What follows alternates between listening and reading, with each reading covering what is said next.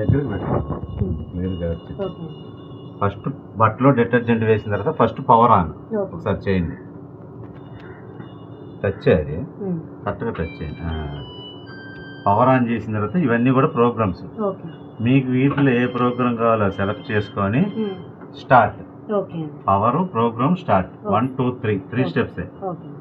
Programmes వచ్చేసరికి quick wash 15 నిమిషాల ప్రోగ్రామే అది.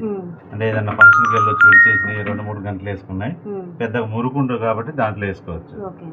సూపర్ స్పీడ్ రోజువారీ యూసేజ్కి డైలీ వాష్ అనమాట. ఇది అన్ని రకాలు కలిపి వేసుకునేది దీంట్లో.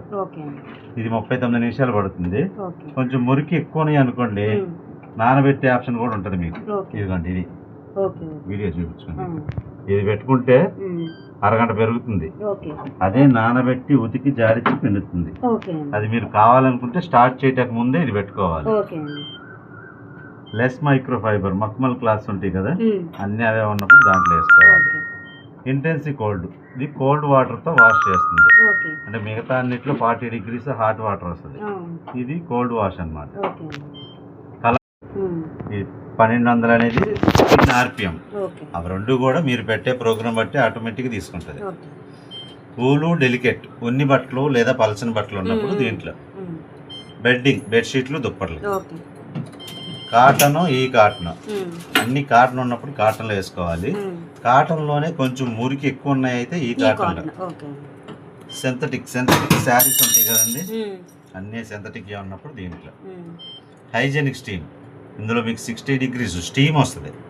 ఇన్నర్ వేర్, స్వెట్టింగ్ క్లాత్స్, లేదా బేబీ కేర్ అంటే 5 సంవత్సరాలు ఉన్న పిల్లలు,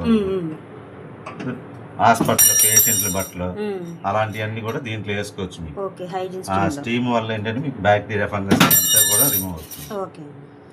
రిన్స్ స్పిన్ ఓన్లీ జాడిచ్చి పిండటానికి. ఆల్రెడీ ఉతికిన బట్టలు ఏమన్నా జస్ట్ జాడిచ్చి పిండాలంటే అది.